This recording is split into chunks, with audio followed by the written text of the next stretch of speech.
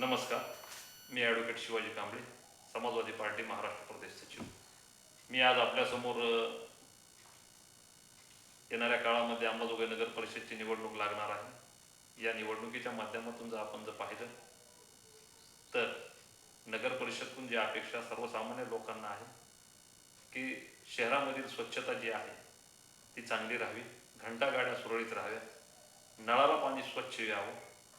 त्यानंतर महाराष्ट्र राज्य विद्युत वितरण कंपनीकडून जे बिल येतं त्या ठिकाणी तक्रार निवारण केंद्र असावं.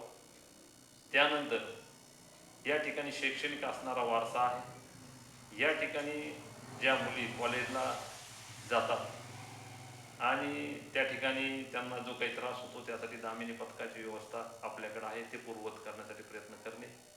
त्या ठिकाणी आपण सगळ्या गोष्टी पाहत असताना अंबाजोगाई शहरामध्ये SRTR दवाखाना आहे. या दवाखान्याला जे सुसज्ज सर्व यंत्रणा आहेत, पण या ठिकाणी त्या लोकप्रतिनिधींचं लक्ष असणं गरजेचं आहे.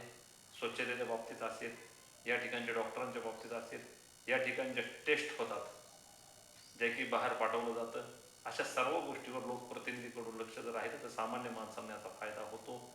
या सर्व गोष्टींना समोर घेऊन आज आपण निवडणुकीमध्ये जे येणारे जे लोकप्रतिनिधी आहेत यांच्याकडून ही अपेक्षा व्यक्त करतो.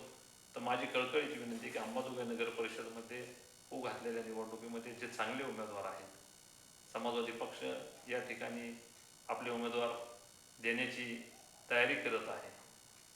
तर आपण सर्वांना विनंती करतो की आपण चांगल्या उमेदवाराला निवडून द्यावं, ही अपेक्षा करतो. जय हिंद, जय महाराष्ट्र.